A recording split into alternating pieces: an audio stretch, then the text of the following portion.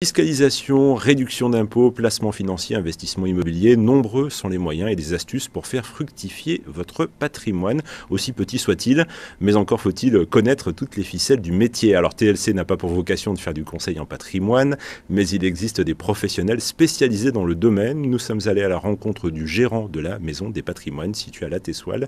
Et avec la crise sanitaire, il se trouve que les Choletais, notamment les jeunes, se penchent de plus en plus sur leur épargne. On l'écoute. Alors effectivement, les 2-3 vagues qu'on a eues sur le confinement ont permis aux Français, enfermés chez eux, de capitaliser plus de 180 milliards de mémoire sur les livrets A, qui sont, comme vous le savez, on en a parlé, des supports sur lesquels en fait on n'a aucun rendement, aucune rentabilité, on a de l'érosion monétaire avec l'argent qui se déprécie au fur et à mesure. Et effectivement, les Français recherchent de plus en plus des solutions qui vont leur permettre effectivement de pouvoir faire grandir leur patrimoine.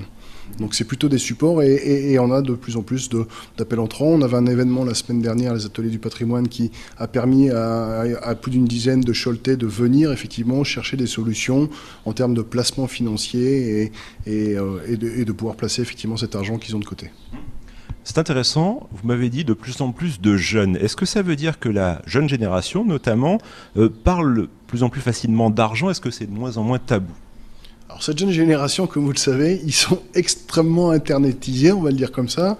Ils sont extrêmement informés, ils ont un accès à l'information qu'on n'avait pas nous. Donc moi je vois un saut générationnel quantique entre cette génération et nous, qui avons été très mal formés en fait au placement financier, à l'investissement, aux choses de la bourse.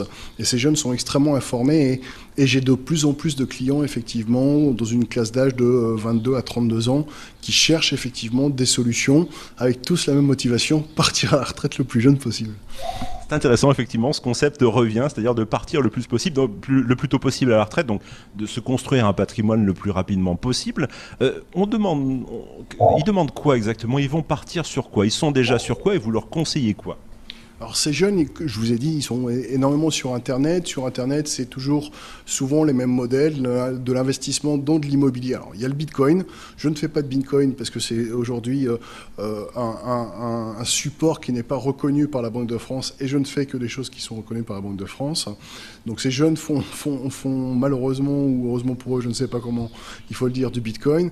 Ils font également beaucoup d'immobilier. L'immobilier, c'est la pierre, c'est cette richesse française, c'est cette envie qu'on a effectivement d'investir effectivement dans de l'immobilier. Ces jeunes veulent en faire beaucoup et veulent faire souvent un premier petit investissement sur un studio qu'ils vont meubler parfois pour pouvoir le louer à un étudiant, et c'est effectivement ce qu'ils recherchent dans des modèles qui vont généralement s'autofinancer, c'est-à-dire que vous allez avoir un investissement qui sera rentabilisé par les loyers qui vont rentrer en fait.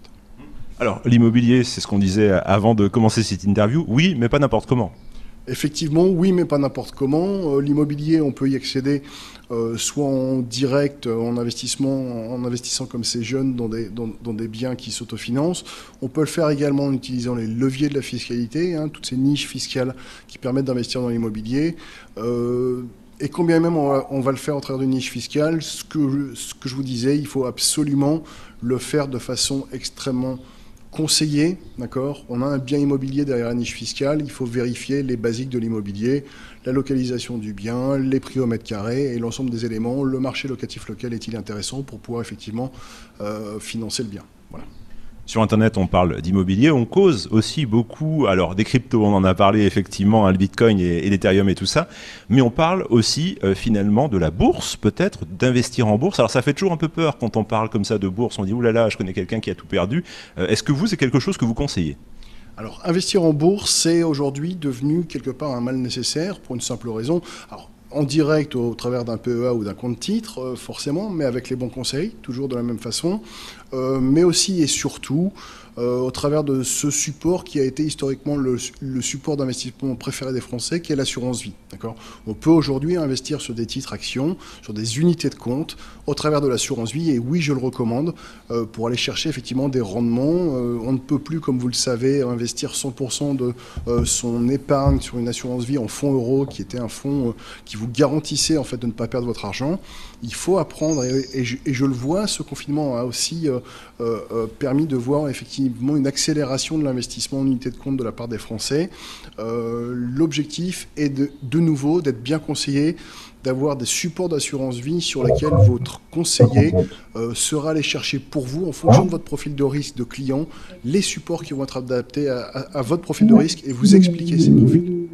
Voilà, les gérants de la Maison des Patrimoines nous rappelaient aussi l'importance de diversifier ses investissements, de ne pas mettre ses œufs dans le même panier, hein, comme on dit vulgairement.